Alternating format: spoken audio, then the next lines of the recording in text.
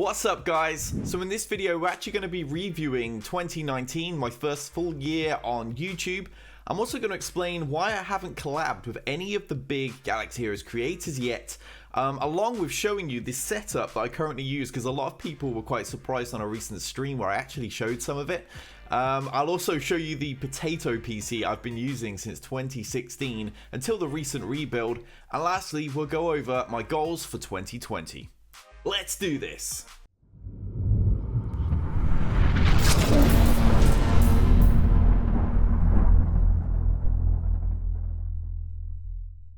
So 2019 has actually been an incredible year for my channel, to be honest. It's been a wild ride.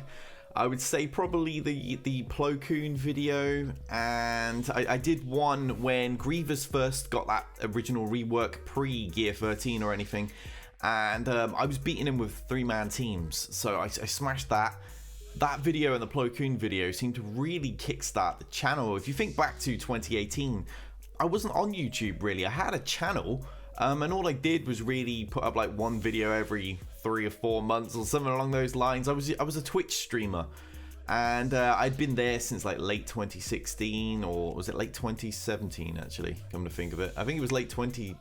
no? Yeah, it was late 2016. So yeah, I'd been there just kind of doing this as a hobby. It wasn't anything serious. And then it got to about... I think about mid-2018, I'd been there for quite a while. So a lot of house move stuff was going on. And my buddy Cubs Fan Han, he was like, dude, you should really come over to YouTube. He was one of many people, in fact, that suggested I come over to YouTube and give it a real go here, give it a real push. So it was around January this year, really early January, that I started pushing more videos this end. I'd stopped Twitch streaming altogether, started pushing my videos out here, and with Grand Arena bringing live streams over, and things just exploded. We went from about 1,000 subs to, I believe now we're on 9,670 or something along those lines. So not bad, considering, again, I was only kind of doing this casually. It must have been, what, 2 to 4 videos a month at absolute top. And then occasional stream. I still wasn't like 100% strict on my schedule with streaming. I would kind of stream whenever. I would skip some, and the start times were all over the place, so very difficult for people to really dial in. Okay, DB's on that time, and yeah, things just went fantastic. It really has grown well. I did miss my goal. I had a pretty lofty goal of, I believe, like 15,000 subscribers by New Year.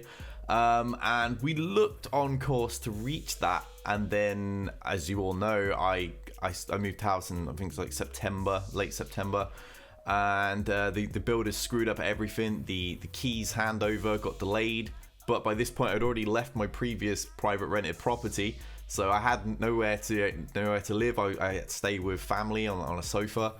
And as a result, I had no PC access, nothing. So you guys didn't get any videos for a good couple of months.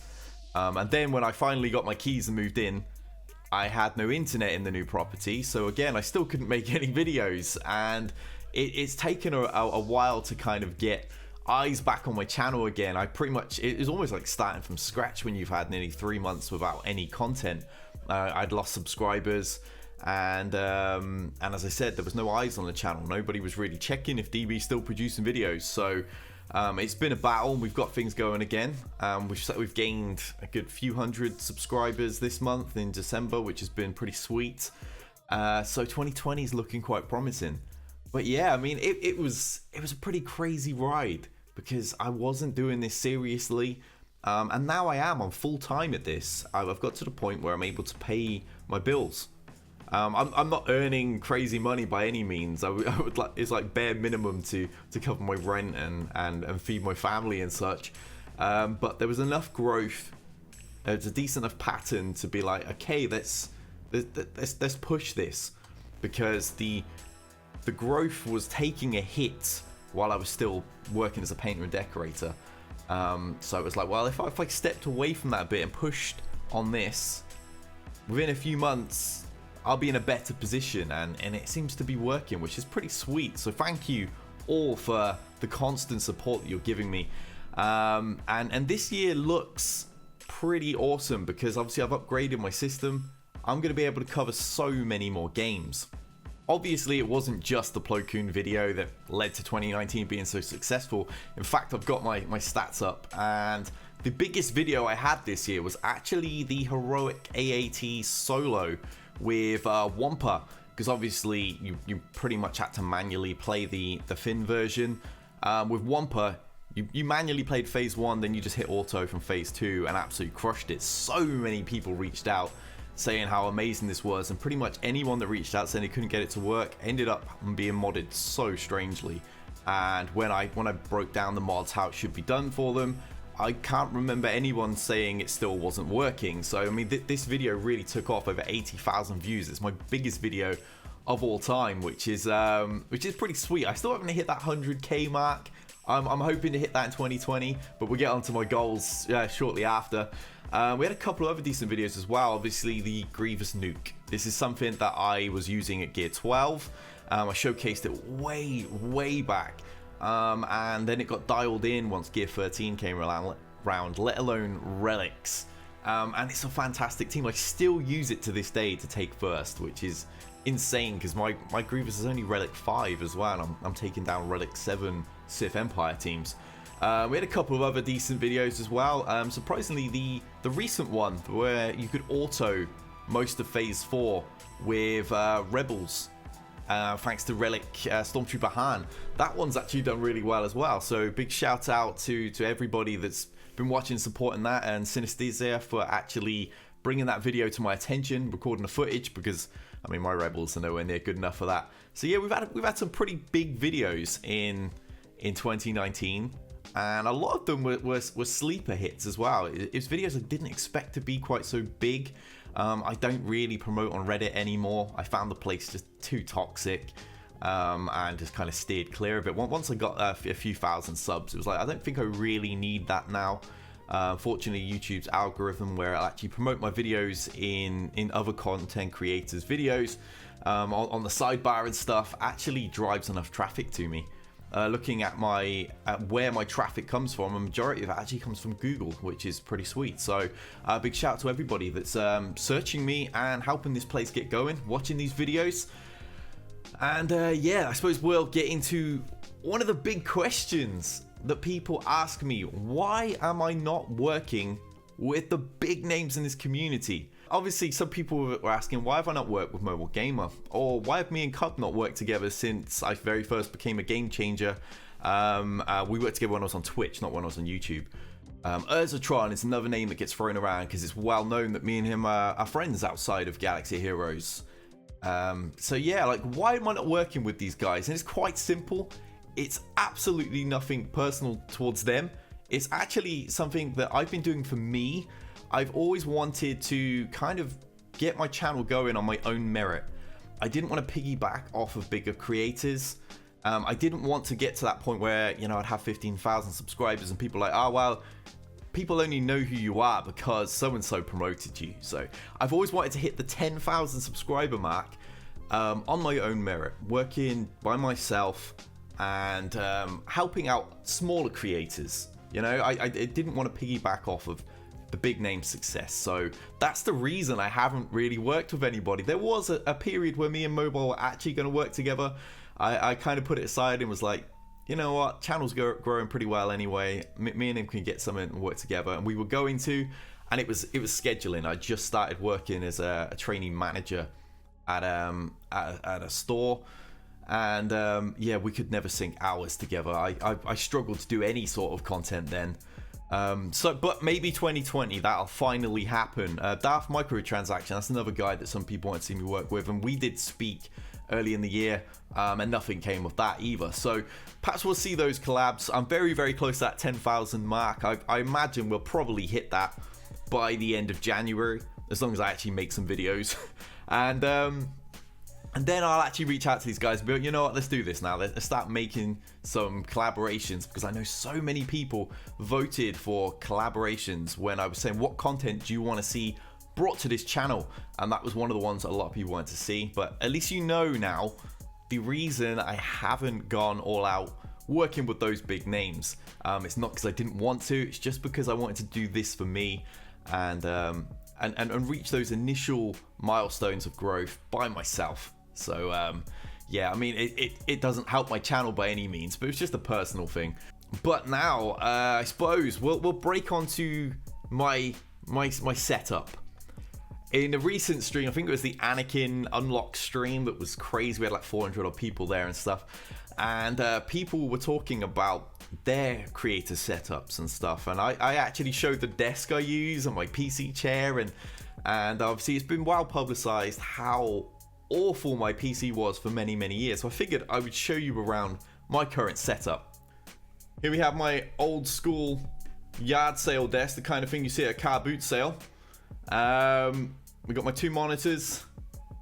This one is this Acer monitor. It's like the cheapest thing that I could find in like 2014.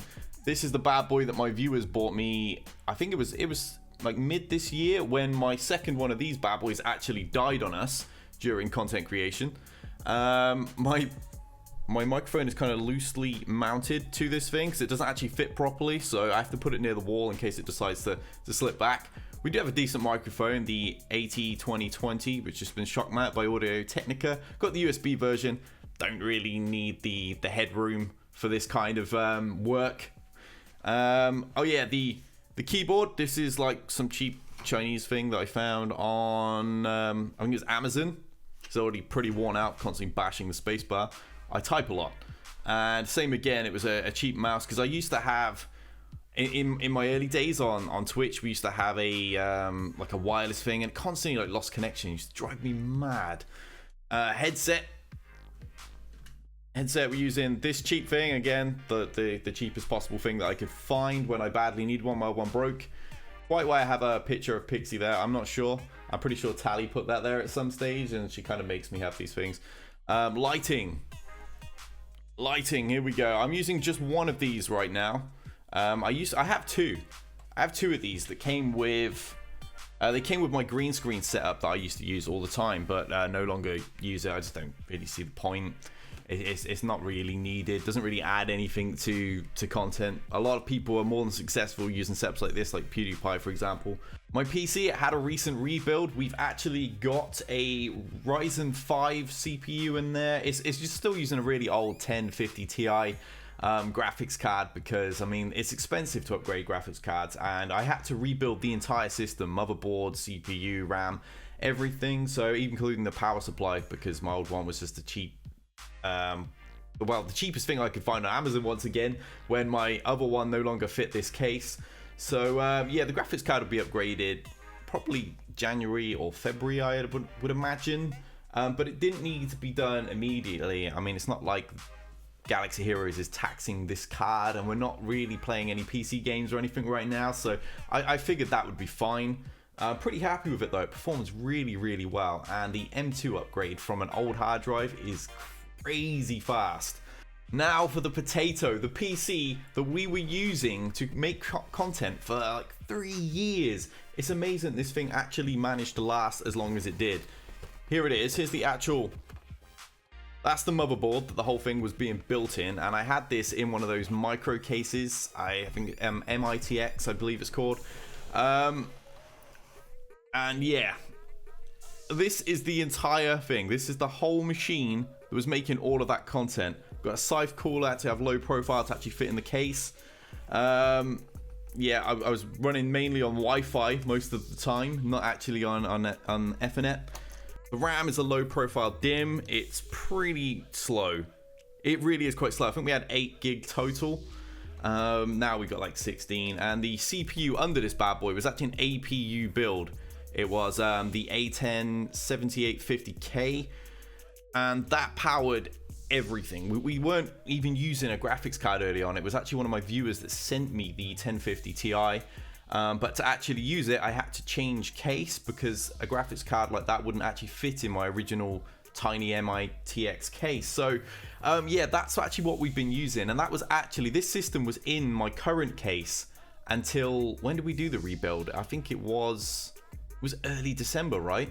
So yeah, this is actually what's been used to create and stream all those times. And you can see exactly why it was struggling. I mean, this was built cheaply in 2014. Something like that. It was cheap then. So yeah, to still be producing the content that it did in 2019 was quite impressive, really. I am glad to see the back of it now, and we can actually move on to new stuff with the new setup. So there you go, there's a little tour behind the scenes of what I'm working with to run the channel DBOfficial125. And goals for 2020. I think I can achieve all these, at least I hope to anyhow. 20k subscribers for the channel, that's just over double what we're at right now, and being full time, I don't see why that would be impossible. I'd like to hit the 100k viewed mark on a single video. My current record is just over 80,000, so I'd love to hit 100,000.